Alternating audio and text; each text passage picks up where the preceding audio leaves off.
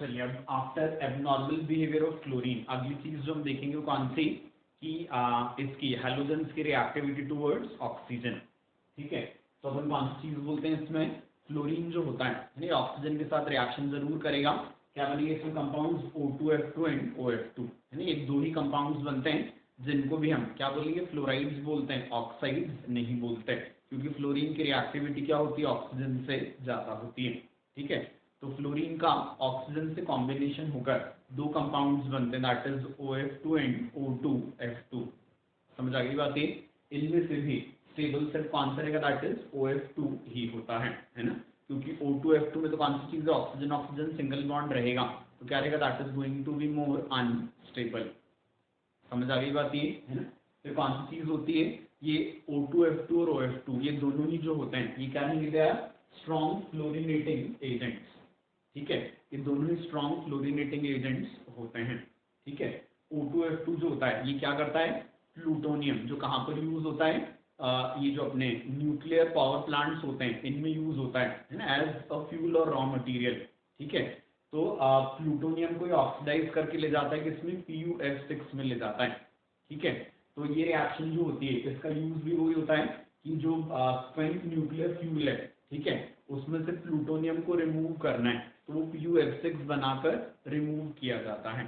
ठीक है, वो प्लूटोनियम को PuF6 में कन्वर्ट कौन करवाएगा, दैट O2F2। समझ आ गई बात ये, है ना। इसके बाद फिर कौन सी चीज अपन बोलते हैं कि क्लोरीन ब्रोमीन और आयोडीन जो है ये क्या करेंगे, तो हम बोलेंगे +1 से लगा के +7 तक, है ना, इन ऑक्सीडेशन स्टेट्स में है ना वैरायटी ऑफ ऑक्साइड्स बनाते हैं। समझ आ गई बात ये, है ना। क्लोरीन ब्रोमीन आयोडीन इनके +1 से लगा के +7 तक के ऑक्साइड्स होते हैं। ठीक है, फिर कौन सी चीज होती है, हम काइनेटिक एंड थर्मोडायनेमिक फैक्टर्स के बेसिस पर इन जनरल स्टेबिलिटी देखें तो स्टेबिलिटी क्या होती है, it is iodine more than bromine more than chlorine. समझ आ गई बात ये, है ना। इन जनरल ऑक्साइड्स की जो स्टेबिलिटी होती है वो क्या रहेगी, तो हम बोलेंगे ऑक्साइड्स की stability kinetic and thermodynamic factors के बेसिस पर क्या बनती है, I more than Br more than Cl। Clear है ना। इसके बाद फिर हम कौन सी चीज बोलते हैं, जो हायर ऑक्साइड्स होते हैं, ठीक है ना, मतलब हाई ऑक्सीडेशन स्टेट वाले, उनकी क्या होती है, स्टेबिलिटी ज्यादा होती है ना। क्या बोलेंगे अपन, हायर ऑक्साइड्स जो हैलोजन, मतलब जिनमें हैलोजन का ऑक्सीडेशन नंबर ज्यादा है वहां कौन सी चीज हो जाएगी, उनमें स्टेबिलिटी ज्यादा होती है। क्लियर है आपसे से, है ना। अगली चीज जो अपन बोलते हैं वो कौन सी रहेगी कि क्लोरीन के जो ऑक्साइड्स होते हैं, है ना, क्लोरीन के ऑक्साइड्स में ना क्या क्या आ जाएगा, तो हम बोलेंगे Cl2O, ClO2, Cl2O6 and Cl2O7, है ना, ये इसके ऑक्साइड्स होते हैं, है ना। क्लोरीन चार ऑक्साइड्स बना रहा है, Cl2O, ClO2, Cl2O6 and Cl2O7, है ना। यहाँ पर क्लोरीन +4 में है और Cl2O6, इसमें क्लोरीन किस में होता है, दैट इज इन +6 का ऑक्सीडेशन स्टेट। समझ आ गई बात ये।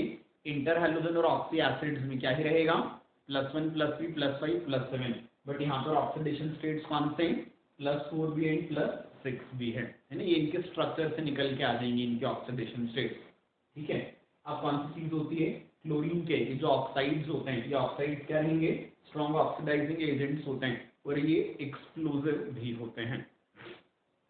समझ आई बात ये, है ना। क्लोरीन के जो ऑक्साइड्स हैं चारों के चारों ऑक्साइड्स क्या रहेंगे, तो हम बोलेंगे ऑक्सीडाइजिंग एजेंट्स भी होते हैं स्ट्रॉन्ग है, वो क्या भी रहेंगे, हम बोलेंगे एक्सप्लोड होने की टेंडेंसी भी होती है इनमें। ठीक है, फिर इसके बाद ClO2 जो होता है इसका ऑक्साइड वो कैसे यूज होता है, तो हम बोलेंगे वो as a bleaching agent use होता है ना, कहाँ पर, तो हम बोलेंगे टेक्सटाइल इंडस्ट्री में यूज होता है and that is in paper industry ना, तो पेपर पल्प का और टेक्सटाइल्स का ब्लीचिंग करता है ये। समझ आ गई बात ये, है ना। तो साथ साथ में किसमें भी यूज होता है, that is in water treatment, है ना। तो ClO2 जो होता है इसका क्या यूज बोला है हमने, हम बोलेंगे as a bleaching agent in what, that paper pulp and for textile and it is also used in what, that water treatment. समझ आ गई बात ये, है ना? अगली चीज जो हम बोलते हैं इसमें कौन सी रहेगी, तो बोलेंगे जो ब्रोमीन के ऑक्साइड्स होते हैं यानी कौन कौन से बनेंगे, Br2O, BrO2 एंड BrO3। ठीक है ना, ब्रोमीन के 3 ऑक्साइड्स हैं, ये क्या हो जाएंगे, हैलोजन ऑक्साइड्स में सबसे ज्यादा अनस्टेबल माने जाते हैं और इसकी वजह क्या होती है, that is middle row anomaly, जो पीरियोडिक प्रॉपर्टीज में पढ़ा हुआ है आपने, है ना। तो हम कौन सी चीज बोलते हैं कि मिडिल रो एनोमली की वजह से ना क्या हो जाएगा, ब्रोमीन के जो ऑक्साइड्स होते हैं इनकी स्टेबिलिटी क्या हो जाती है, सबसे कम हो जाती है हैलोजन ऑक्साइड्स में। ठीक है, क्या हो जाएगा, इनका एग्जिस्टेंस लो टेम्परेचर पर ही हो पाता है और ये क्या होते हैं, they are powerful oxidising agents. समझ आ गई बात ये है ना। ब्रोमीन के ऑक्साइड्स क्या बोलेंगे हम, ये लो टेम्परेचर पर ही एग्जिस्ट करते हैं और कौन सी चीज होगी, ये सभी पावरफुल ऑक्सीडाइजिंग एजेंट्स होते हैं। आगे समझ में है? इसके बाद फिर अगली चीज जो हम बोलेंगे कौन सी, आयोडीन के जो ऑक्साइड्स होते हैं कौन कौन से रहेंगे, I2O4, I2O5 एंड I2O7। आगे समझ में है ना। आयोडीन के क्या क्या बोलेंगे, it is I2O4, I2O5 and I2O7। ठीक है, ये सभी क्या रहेंगे, they are insoluble, insoluble solids होते हैं और सभी क्या हो जाएंगे, डिकम्पोज करवाने पर हीट, सभी डिकम्पोज हो जाएंगे ऑन हीटिंग। ठीक है, ये सभी क्या हैं, these are insoluble solids and क्या रहेंगे, these are decomposed on heating. ठीक है, I2O5 जो होता है काफी अच्छा ऑक्सीडाइजिंग एजेंट होता है और इसको कहाँ यूज किया जाता है, तो हम बोलेंगे that is for estimation of carbon monoxide, है ना। क्या बोला हमने, I2O5 जो है ये काफी अच्छा ऑक्सीडाइजिंग एजेंट है और इसका यूज होता है किसमें, तो हमने बोला that is for estimation of carbon monoxide. समझ आ गई बात ये है ना। तो ये क्या था, that was general trend for oxides. Oxide से रिलेटेड कुछ और चीजें जो हैं वो अलग से हम देखेंगे।